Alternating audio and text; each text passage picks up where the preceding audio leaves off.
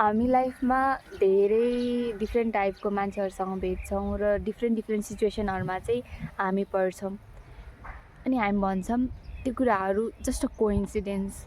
No no, लाइफमा केही पनि कुरा कोइन्सिडेन्स हुँदैन।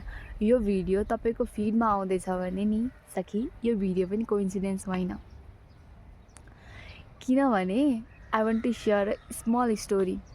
एक दिन चाहिँ म र मेरो सखी काम गर्ने ठाउँमा काम गर्दाखेरि चाहिँ मैले चाहिँ श्यामको हाम्रो तस्बिर हेर्दै थिएँ। अनि एभ्रिडे मङ्गल आरती शृङ्गार आरतीमा उहाँले डिफ्रेन्ट ड्रेसहरू लाउनुहुन्छ नि त। अनि एक दिन चाहिँ उहाँले पिच कलरको ड्रेस लाउनु भएको थियो। अनि त्यो ड्रेस लाउनु भइसकेपछि मेरो सखी र मेरो बिचमा चाहिँ कुरा भयो। म भन्दैछु कि त्यो पिच कलर भनेको चाहिँ सेड अफ ग्रिन हो।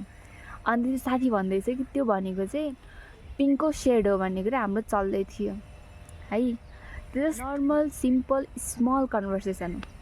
अनि त्यसपछि मैले चाहिँ खासमा के भएको थियो भने अलरेडी नै एकजना दिदीलाई चाहिँ उहाँ इन्डिया जाँदै हुनुहुन्थ्यो। अनि त्यहाँ अब इन्डियामा चाहिँ धोती साडीहरू अलिक सस्तो पाउने हुँदा अनि मैले चाहिँ उहाँलाई एउटा धोती ल्याइदिनु भनेर भनेको थिएँ।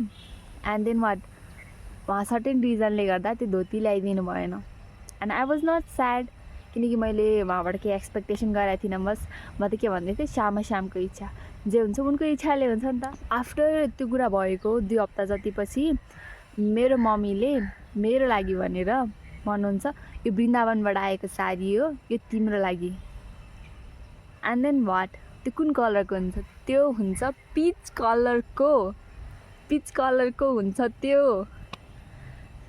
सो के त्यो कन्भर्सेसन जस्ट कोइन्सिडेन्स थियो, या त्यो मैले त्यो साडी पिच कलरको पाउनु त्यो कोइन्सिडेन्स थियो?